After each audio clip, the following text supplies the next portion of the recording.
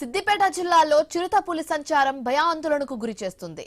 జగదేవ్పూర్ మండలంలోని తిగూల్ బీజీ వెంకటాపూర్ గ్రామ శివారులో చిరుత తిరగడాన్ని ప్రజలు గమనించారు.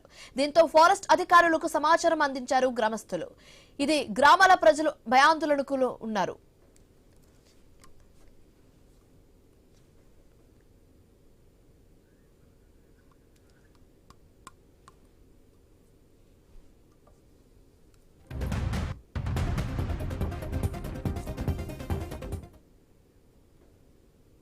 సిద్దిపేట జిల్లాలో చిరుతపులి సంచారం భయాందోళనకు గురి చేస్తుంది.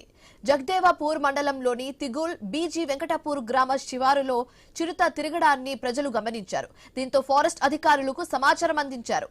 ఇరు గ్రామాల ప్రజలు భయాందోళనలో ఉన్నారు. ఇదే అంశానికి సంబంధించి మరింత తాజా సమాచారం మా కరెస్పాండెంట్ క్రాంతి ఫోన్ ద్వారా అందిస్తారు.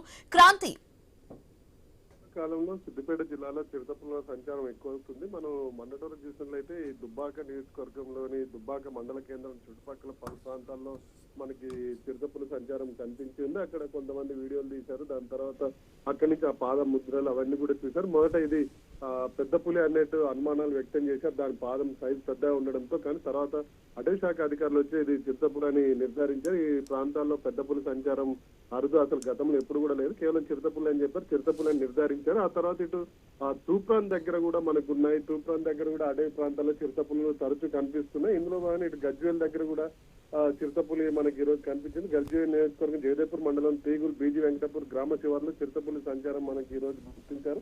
దాని పాద ముద్రలు అవి చూసి గుర్తించిన స్థానికులు ఫారెస్ట్ అధికారులకు సమాచారం ఇచ్చారు. ఫారెస్ట్ అధికారులు చేరుకుని అది అటవీ జంతువుగానే గుర్తించారు. చిరుతపులను నిర్ధారించారు. అక్కడక్కడ ట్రాప్ కెమెరాలు ఏర్పాటు చేస్తున్నారు. మొత్తానికైతే ఈ చిరుతపుల సంచారంతో స్థానికులు బాగా భయాందోళనకు గురవుతున్నారు. వీటిని పట్టి వెంటనే జూ పార్క్ తరలించాలని స్థానికులు డిమాండ్ చేస్తున్నారు. Thank you Kranti.